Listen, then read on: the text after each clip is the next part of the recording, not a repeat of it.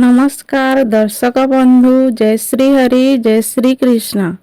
କଲିଯୁଗର ମୁକ୍ତି ପାଇବାର ସହଜ ଉପାୟ କ'ଣ? ଆମେ ସମସ୍ତେ ଜୀବନରେ ସୁଖ ଶାନ୍ତି ଓ ଭଗବାନଙ୍କ କୃପା ପାଇବାକୁ ଚାହୁଁ, କିନ୍ତୁ ମନରେ ଗୋଟିଏ ପ୍ରଶ୍ନ ଅନେକ ସମୟରେ ଆସେ, କଲିଯୁଗର ମୁକ୍ତି ପାଇବାର ସହଜ ଉପାୟ କ'ଣ? ଶାସ୍ତ୍ରୀୟ ପରମ୍ପରାରେ କୁହାଯାଏ, କଲିଯୁଗରେ ମନୁଷ୍ୟ ଆୟୁ କମ୍, ମନ ଚଞ୍ଚଳ ଏବଂ ଜୀବନରେ ଅନେକ ପ୍ରକାରର ସମସ୍ୟା ରହିଥାଏ। ତେଣୁ ସତ୍ୟ କହିବା, ଅନ୍ୟରୁ ଦୂରେଇ ରହିବା ଏବଂ ନିଜ କର୍ତ୍ତବ୍ୟକୁ ଠିକ୍ ଭାବରେ ପାଳନ କରିବା ଆବଶ୍ୟକ। ଧର୍ମ କେବଳ ମନ୍ଦିରକୁ ଯିବାର ନାମ ନୁହେଁ। ଘରେ ମାତାପିତାଙ୍କ ସମ୍ମାନ କରିବା, ଗୁରୁଜନଙ୍କୁ ଆଦର କରିବା, ଆବଶ୍ୟକ ସମୟରେ ଅନ୍ୟକୁ ସାହାଯ୍ୟ କରିବା, ଏସବୁ ମଧ୍ୟ ଧର୍ମର ଅଂଶ। ତୃତୀୟ ଉପାୟ, ଦୟା ଓ ସେବା। ଭଗବାନଙ୍କୁ ଭଲ ପାଇବାର ଏକ ସୁନ୍ଦର ଉପାୟ ହେଉଛି ତାଙ୍କ ସୃଷ୍ଟିକୁ ଭଲ ପାଇବା। କ୍ଷୁଧାର୍ତକୁ ଖାଦ୍ୟ ଦେବା, ଅସହାୟକୁ ସାହାଯ୍ୟ କରିବା, ରୋଗୀଙ୍କ ଯତ୍ନ ନେବା, ପଶୁପକ୍ଷୀଙ୍କ ପ୍ରତି ଦୟା କରିବା, ଏସବୁ ସତ୍କର୍ମ। ସେବା କରିବା ସମୟରେ ଯଦି ଆମ ମନରେ ଅହଙ୍କାର ନଥାଏ ଏବଂ ଆମେ ଏହାକୁ ଭଗବାନଙ୍କ ପାଦପଦ୍ମରେ ସମର୍ପଣ କରିଥାଉଁ, ତେବେ ଏହା ଆମ ମନକୁ ସୁସ୍ଥ କରିବାରେ ସାହାଯ୍ୟ ହୁଏ। ଚତୁର୍ଥ ଉପାୟ, ଭକ୍ତିର ସହିତ ଶାସ୍ତ୍ର ଶ୍ରବଣ। କେବଳ ଭଗବାନଙ୍କ ନାମ ନେବା ନୁହେଁ, ଭଗବାନଙ୍କ କଥା ଶୁଣିବା ମଧ୍ୟ ମନକୁ ଶାନ୍ତ କରିଥାଏ। ଭାଗବତ ଗୀତା, ଶ୍ରୀମଦ୍ ଭାଗବତ, ରାମାୟଣ ଭଳି ଧାର୍ମିକ ଗ୍ରନ୍ଥର ଶିକ୍ଷା ଶୁଣନ୍ତୁ ଏବଂ ତାହାର ଭଲ ଶିକ୍ଷାକୁ ଜୀବନରେ ପ୍ରୟୋଗ କରିବାକୁ ଚେଷ୍ଟା କରନ୍ତୁ। କାରଣ କେବଳ କାହାଣୀ ଶୁଣିଲେ ହେବ ନାହିଁ, ତାହାର ଶିକ୍ଷାକୁ ଜୀବନରେ ଆଣିବା ହେଉଛି ପ୍ରକୃତ ଉଦ୍ଦେଶ୍ୟ। ପଞ୍ଚମ ଉପାୟ, ନିଜ କର୍ମକୁ ଭଗବାନଙ୍କୁ ସମର୍ପଣ। ଆମେ ଯେଉଁ କାମ କରୁଛୁଁ ତାହାକୁ ସତ୍ ମନରେ କରିବା ଉଚିତ।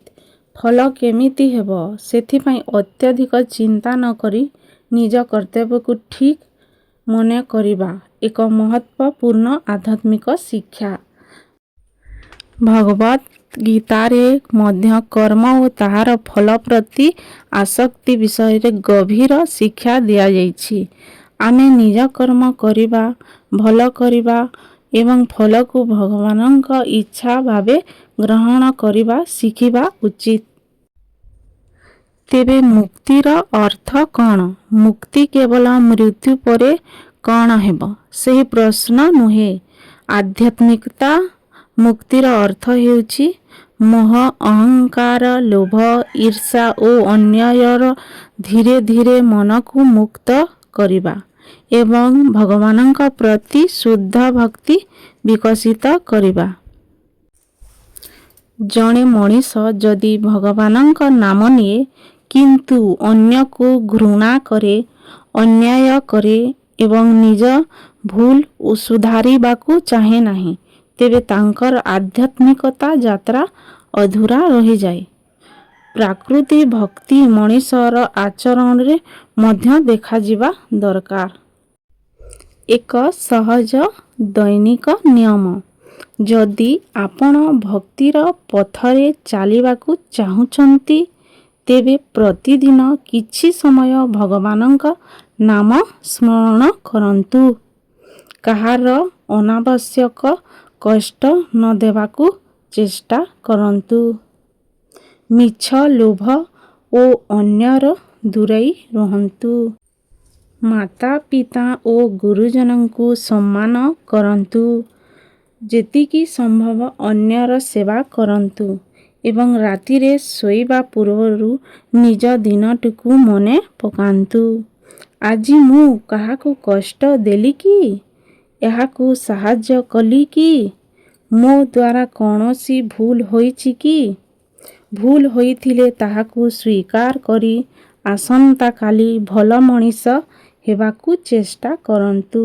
ଶେଷ କଥା, ତେଣୁ ଦର୍ଶକ ବନ୍ଧୁ, କଲିଯୁଗରେ ମୁକ୍ତି ପାଇବାର ସହଜ ମାର୍ଗ ବିଷୟରେ ଶାସ୍ତ୍ରୀୟ ପରମ୍ପରା ଆମକୁ ଭକ୍ତି, ନାମସ୍ମରଣ, ସତ୍କର୍ମ ଓ ଧର୍ମମୟ ଜୀବନରେ ଶିକ୍ଷା ଦିଏ। ଭଗବାନଙ୍କ ନାମ ସ୍ମରଣ କରନ୍ତୁ, ଭଲ କର୍ମ କରନ୍ତୁ, ଅନ୍ୟକୁ ଭଲ ପାଆନ୍ତୁ ଏବଂ ନିଜ ମନକୁ ଶୁଦ୍ଧ କରିବାରେ ଚେଷ୍ଟା କରନ୍ତୁ। କାରଣ ଭଗବାନଙ୍କ ପାଇବାର ପଥ କେବଳ ବାହାରେ ନୁହେଁ, ଆମ ନିଜ ମନ ଭିତରୁ ମଧ୍ୟ ଆରମ୍ଭ ହୁଏ। ଜୟ ଶ୍ରୀ କୃଷ୍ଣ, ଜୟ ଶ୍ରୀ ରାମ, ହରି ଓମ୍।